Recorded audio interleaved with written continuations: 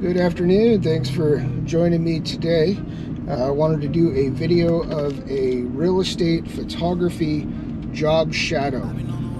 So the process I use is flash ambient compositing. We're going to get to the property here, and I'm going to take the same GoPro that I am filming this on right now, strap it probably to my head, not my chest, and go for it. So I'm going to do the complete job shadow, so you'll be able to see my process doing flash ambient composites. So as I'm moving to position between one shot to another, I'll go ahead and roll in later in post the final image. So you'll be able to see my process, taking the image, and then you'll be able to see the final image edited afterwards. I will also run a timer for you. So I'm going to do a stopwatch with my watch there, because there is a lot of chatter. There's always been a lot of chatter about how using lights for real estate photography isn't as quick as doing HDR. And while that is true, I can show you how to quickly, efficiently, and still with very high quality get through a typical house. So without any further ado, I will go ahead and cut this recording off right now, and when we pick it up, we will be inside the house we're going to shoot. I'ma be the greatest, write my name in the stone, write my name in the stone. Yeah, I'm coming back home. Yeah, I'm coming back home, write my name in the stone. Cause I'm coming back home. Cause I'm coming back home. Right back where I left, because I know my people needed me. Diamond in the rough, I don't know what it is they see in me. Okay, so here I am in this house connecting to the Canon R3. Just got the stable connection there. Let me start my stopwatch, and so we're gonna time these composites. Let's see, manual focus. That's about where I want to be focused, and we'll go ahead and make this the bright image. I have a level on top of all of my cameras for this reason. So for my ambient, I'm going to typically expose 3 or 4 images, one stop a piece. Okay, and then for the flash, we will go up. So max flash sync on this camera on the R3 is 1/50th. So I'm at 1/250th ISO 800. I'm going to go down. Right now I'm looking for window exposure into true up colors. And so this is going to be my first flash shot. I've got a reflection in that window. So I'm going to do one over here as well. And this is one of the real advantages of, tethering wirelessly, right? Is I can put the light wherever I want. I am at f11, by the way, and that is actually having to do with the way that this app works. The images come over faster at f11 than f10 or below. And that's one of the things that I would actually like to see changed on the R5 Mark II or on the R1, is that. Okay, let's see. I'm gonna shoot this at 28. Focus is still good. I have turned off my flash. Let's do a few stops of bright here. And really what I'm trying to do right here is give either myself or whoever else I have edit this control over the window bloom. So the bloom around the outsides of the window there. Getting my flash exposure, I'll probably be able just to flash this one shot. Oh, there's a lip right there. We'll see. Yeah, that'll work. Moving on. We will get one right here. We're also going to get another one down the length of this big room. This is probably a little bit too tight. Agents want to see that it is very spacious in these homes, and so it's okay to have some tighter shots. Like I think that last one was at like 28 millimeters. That's fine. Just make sure that you get some that show the actual spaciousness of the home too. And especially with a room like this is a big, echoey room. So you want to be able to show that the space is here. One more. So let's go up to 800. Now, I'm going up to ISO 800 to make my light more powerful. And then my max flash sync on this camera is 1/250th. So with a 200 watt second light, you'll see that's actually a pretty good exposure. And I have a clean window right there that I can, I'll probably blue up the sky. But, you know, and that's just about learning your camera, you know, and where your camera likes to be. Hang on, I want to fix this door a little bit. Didn't see this. You know, it's just about learning your gear. You know, where does your camera want to be? Does it clean up at a certain ISO value? So the R3 does. The R3 cleans up a lot around 640. So, you know, you want to go all the way, say, like to 800 versus doing 400 ISO. 800 is going to be cleaner than 400 on this particular camera.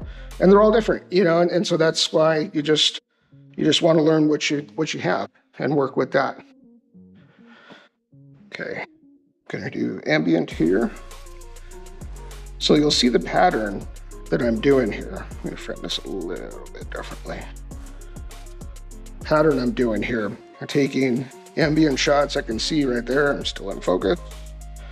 And you know, at f11, that's another advantage to shooting, you know, really small apertures like that is it's going to be in focus anyway.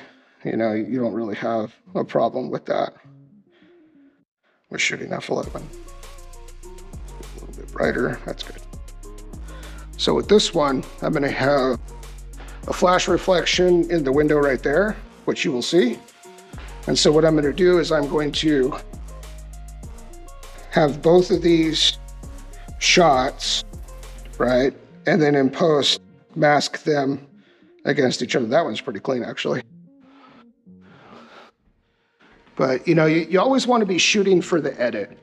And, you know, like I said, I have been outsourcing my editing for the past few years, but that doesn't mean that I'm not shooting for the edit, because I still want to give my editors something that's consistent, right?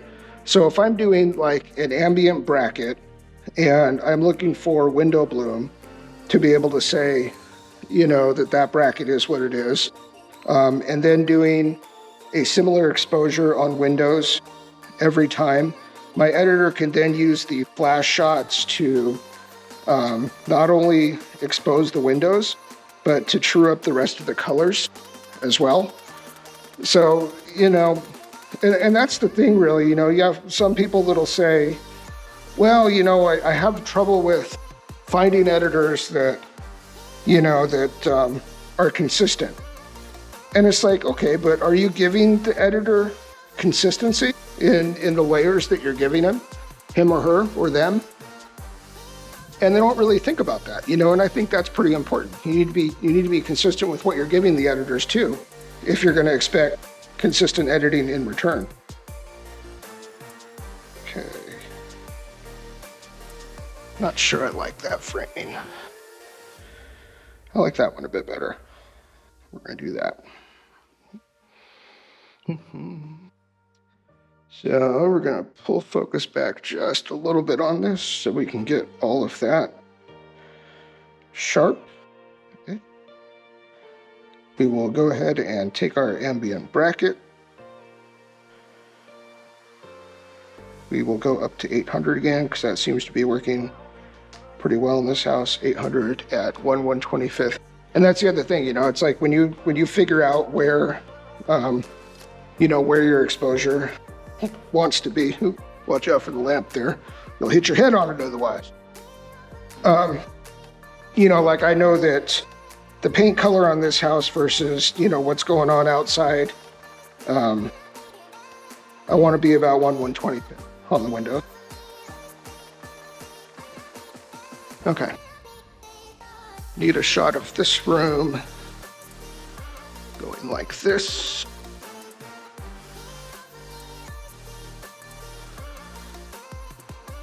Let's see, we'll go out with paint. We want to show that it is big because it is big. We're going to turn off our flash. So that's what, you know, that's what I've been consistently doing here is I'm doing Yeah, that's my focus. I pulled it back a little bit in the kitchen there. Been doing 1 second exposure for the brightest ambient shot. And I've been going, I think, mostly for a 4-shot bracket, ambient bracket. Then I will bump to 800 like this. I will go to 125. Now, get a little bit brighter on that one.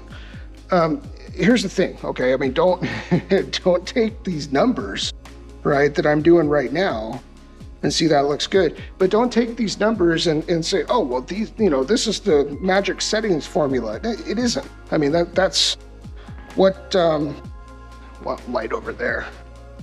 That's what I'm doing for this particular house right now, you know?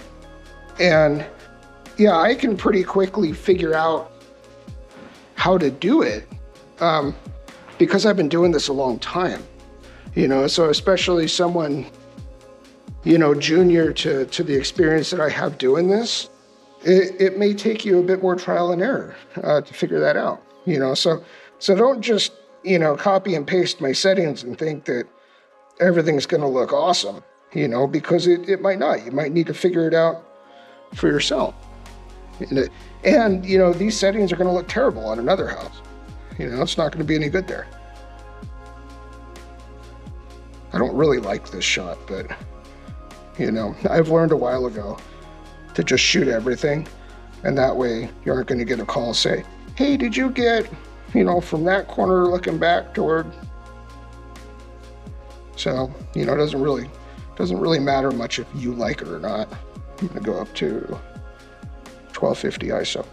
I'm talking about knowing your camera, right? The R3 is extraordinarily clean. Even at those high ISOs. And see, what I did is I just increased the power of my strobe here. Okay, let's see. I think I got a single point that way. Where's the light on this? Light, high, low, off, vent, turntable. This is a fancy microwave. Maybe there isn't a light. Fancy microwave without a light.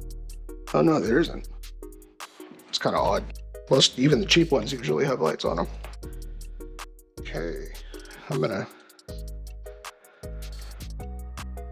shut up and get through this house, dude.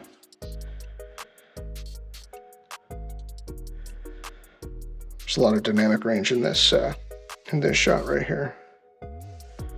And I'm gonna go to F14. And the reason I'm doing that is because over here isn't going to be, these counters are close, and I still want them to be in focus, right? So we'll go F14.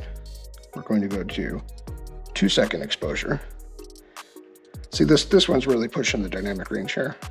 Like when we get into the bedrooms are easy, really, right? We'll go one more on that bracket, and I'm still going to go 800 because even though I went to F14, this is a much smaller space right here,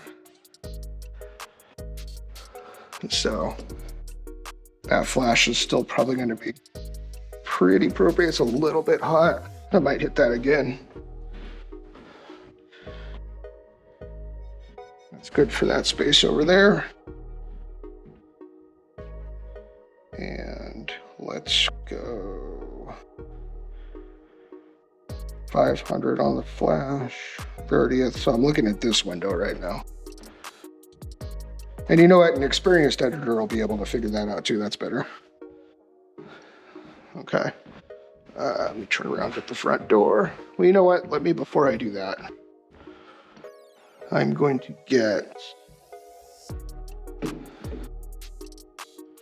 one like this, kind of a little bit closer of the sink and the faucet.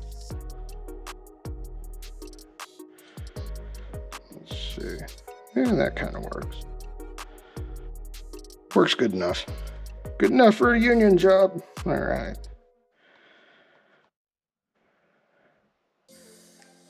And F14 still. Yeah, I can deal with that.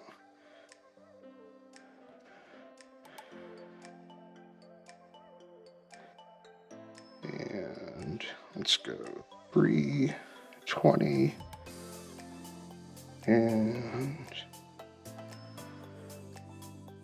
that's about right. 320 at 14. So you'll notice I haven't taken my flash off of full power, right? I do all my adjusting with my flash with aperture and with shutter, or not shutter speed, aperture and ISO rather. Shutter speed doesn't adjust flash, it adjusts ambient light. So I can get a shot right here that shows the front door and the kitchen adjacent to it. So, and then we'll get into the bedrooms here, and the bedrooms go a lot faster. So let's go ahead and, I kind of like that. Why is it so crooked though? Sometimes, sometimes with houses, like, you'll see where like the floor is laying one way and then the frames are, and you kind of just have to dope it like certain ways and see what looks best. Because I can see my camera's kind of at an angle right here too. So all of these features of this house right now aren't completely square. They're right here in the entryway. And sometimes there's not a lot you can do about that, but just, decide how you want to shoot it. So, okay, and ceiling is clean up there. Yeah, that's good. So F14, we're gonna go to 320 ISO and 115. Okay, that's good. Okay. Then we're gonna put some light over here, like that. Oops, I see a reflection there. I see a reflection in the window. Don't be that guy. There we go. It's better.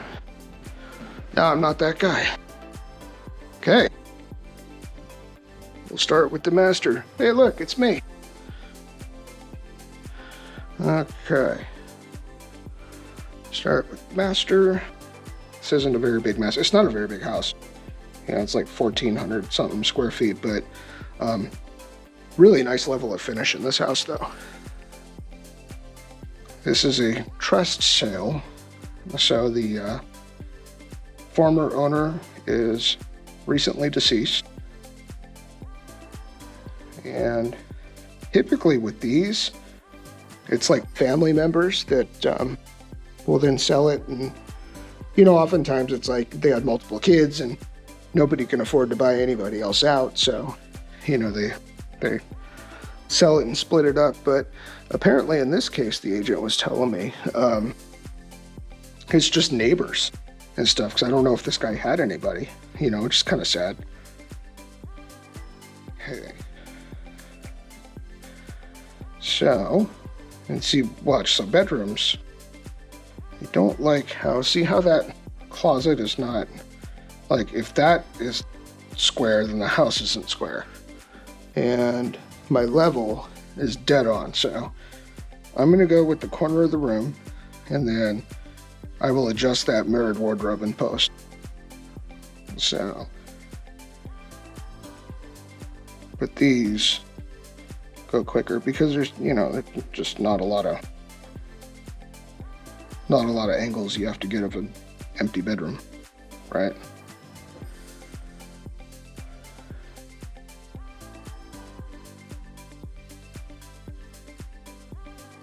Okay, let me go.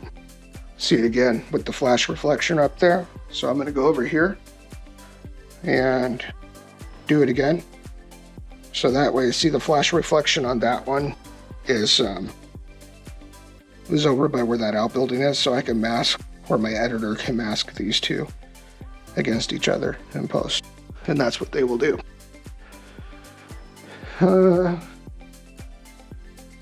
Yeah, I don't think I need an angle.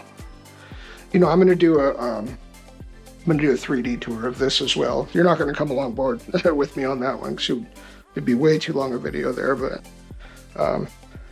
if you're doing 3D tours too, and they want something that you just didn't get with the stills camera, you can take, like, especially if you're shooting Matterport looked good. You know, that's really the main reason that I shoot Matterport, is because it looks so good. The company is kind of unscrupulous, so it's not because of that. But the quality is just better than everybody else's with the Matterport. They're the originator in the space, and they're who everybody was gunning for. And you know, the company is a bit unscrupulous, but you get into it both eyes wide open, knowing that they do still have the best quality, the best functionality. The gear is really solid. So the Matterport Pro 2 camera I have is just a beast, you know, and it's just a tank that keeps going. So those are the reasons to get Matterport, and there are several of them. Getting out of breath here talking. Say, shut up, dude. Shoot photos. I want that shower a little bit brighter than that.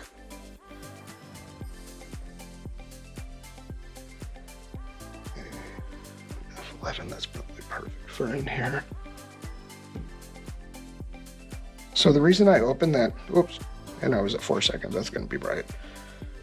Actually, it doesn't look bad, but I want these lights up here controlled. There. Yeah, so the reason I opened that glass is because it's going to be just a bunch of reflection on it otherwise. Now, the way to get around that is to put your light up here, or you can put it in the shower itself. So I probably would set my light over there and then hit it like that. Okay, so bathrooms. So I do have a formula for bathrooms. First off, let me see what's going on with this curtain, because I don't like it on that side. I'd rather pull the whole thing off. I'd rather have it on this side. I just think that photograph looks better like that. Okay. So bathrooms, I do have a formula, actually. And I've gone over this before, like way back when. So for bathrooms, and again, I'm going to use a 200 watt second light at full power in this room. I am going to go at f16. Okay, and that is going to focus about a meter out or so. And let's see, f16. Maybe about 2 seconds on this. Let me pull that curtain back even more. I just don't like how that looks. That's going to be better.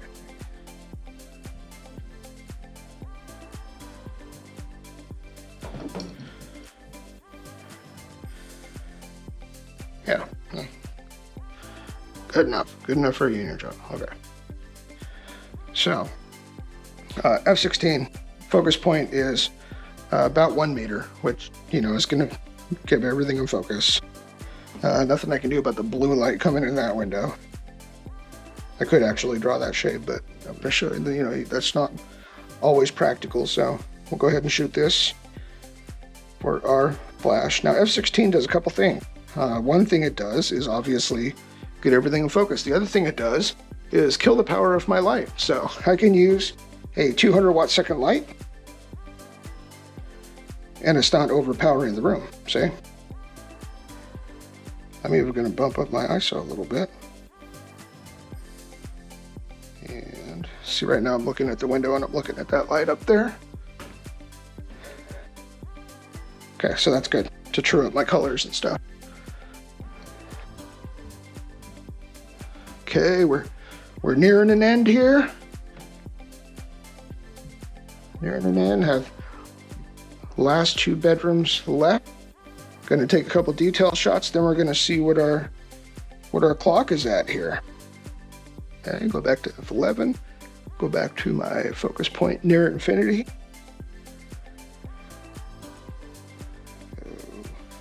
Okay. That looks pretty good. Don't need to see that closet. We'll go 2 seconds.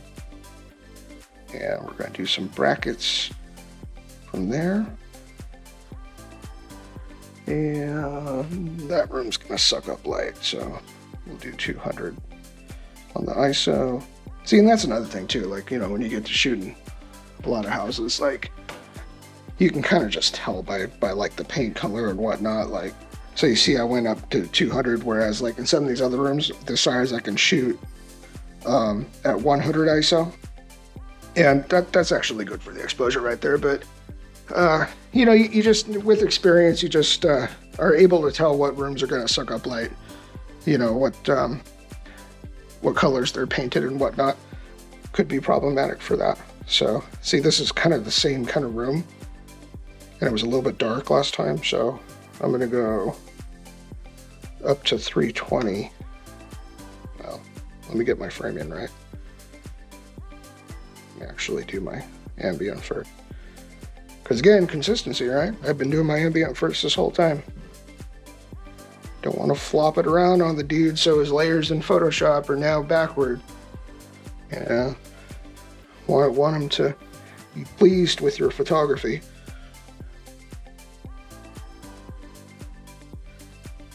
You know, because I want to be pleased with his edit. All right. That is probably going to be about good for this. So a little bit hotter than the last one. Yeah, see, that's good. It's good for a flash. Okay, very good. Hey, we made it. We made it to the end of our composites. So what I do, okay, I'm going to turn this off and I'm going to go on my custom modes, right? So now I have aperture priority and I'm going to do some detail shots of like faucets and things. We'll go 5.6. We will go up to 640. We'll go ahead and put our AF back on. That window light kind of kills this. I'm not going to do this one. Got blue window light hitting that thing. There we go. That's going to be a better photo.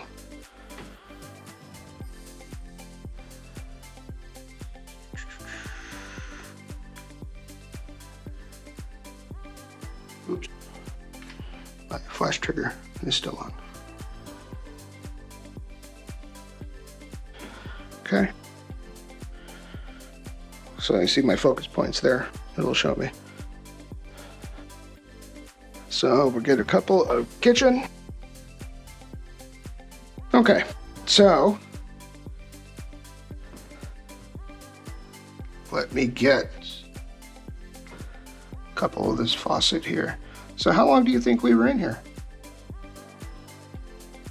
Oh, we're about to find out together how long it was. And I like shooting appliance badges. That's always a good one. See, all these photos kind of just pad the count of what you're giving to the agent. And it's a good thing because sometimes on MLSs, you can sort by number of photographs. So I'm not going to show you that, you know, I'm going to do all the outside and I'm going to do, you know, some details outside too, like flowers and whatnot, that I'm going to do the drone too. But we were doing interior composites for 26 minutes and 48 seconds. So with everything, okay, I'm going to be in and out of this house in less than an hour. I'm going to be able to do all the outside, which goes faster. I'm going to be able to do the drones. I'm going to be able to do the details in under an hour. So anybody who tells you, oh, it's so much slower working with lights, there you go. You just saw it. 26 minutes was how long we were here. And so I hope you got something from this video. Please like the video. It really helps me grow here.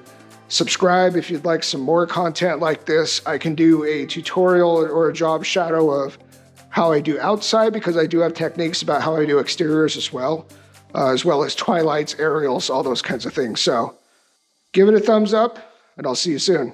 Peace.